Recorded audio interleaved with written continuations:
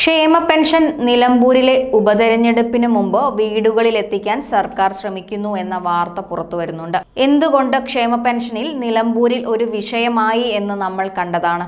AICC സംഘടനാ general secretary KC Venugopal നിലമ്പൂരിൽ നടന്ന UDF കൺവെൻഷനിൽ പറഞ്ഞ വാക്കുകൾ കൊണ്ടാണ് ഇത് ചർച്ചയായത്.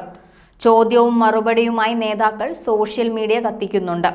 രാഷ്ട്രീയ വാഗ്വാദങ്ങൾക്ക് പുറമെ ഇത് ഒരു തന്ത്രമാക്കിയിരിക്കുകയാണ് പിണറായിയും കൂട്ടരും. കഴിഞ്ഞ മാസം 1 മാസത്തെ കുടിശ്ശികയും ചേർത്ത് 2 മാസത്തെ ക്ഷേമ പെൻഷനാണ് സർക്കാർ നൽകിയത്.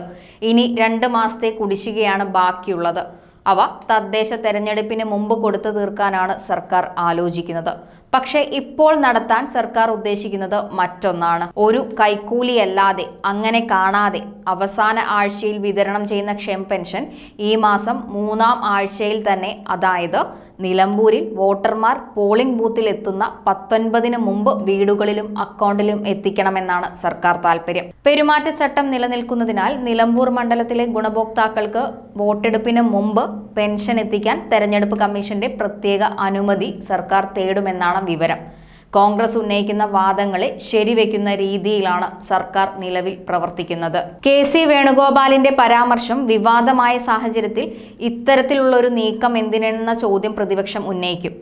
ക്ഷേമ പെൻഷൻ വാങ്ങുന്ന പാവപ്പെട്ടവരെ കൈക്കൂലി വാങ്ങുന്നവരാക്കി അപമാനിച്ചുവെന്നും ആരോപിച്ചുവെന്നും ഭരണപക്ഷവും പ്രതിരോധവുമായി പ്രതിപക്ഷവും കൊമ്പുകോർക്കുന്നതിനിടയിലാണ് നിലമ്പൂർ വോട്ടെടുപ്പിന് മുമ്പ് ഈ മാസത്തെ ക്ഷേമ പെൻഷൻ നൽകാൻ ധനം വകുപ്പ് ഒരുങ്ങുന്നത്. അവസാനഘട്ട പ്രചരണം കൊഴുപ്പിക്കുന്നതിനുള്ള മരുന്നായി ക്ഷേമ പെൻഷനെ ഇടതുമുന്നണി ഉപയോഗിക്കുന്നുണ്ട്. വോട്ടെടുപ്പിന് മുന്നോടിയായി പെൻഷൻ വിതരണം നടത്തുന്നത് പാർട്ടിക്ക് ഗുണം ചെയ്യുമെന്ന കണക്കുകൂട്ടലിലാണ് സർക്കാർ മുന്നോട്ട് പോകുന്നത്. കമ്മീഷന്റെ അനുമതി ലഭിച്ചാൽ ഇത്തവണ തെരഞ്ഞെടുപ്പിന് മുന്നോടിയായി പെൻഷൻ തുക ഉപഭോക്താക്കൾക്ക് കൈകളിലും അക്കൗണ്ടുകളിലേക്കും എത്തുമെന്നാണ് നിലവിലുള്ള റിപ്പോർട്ട്.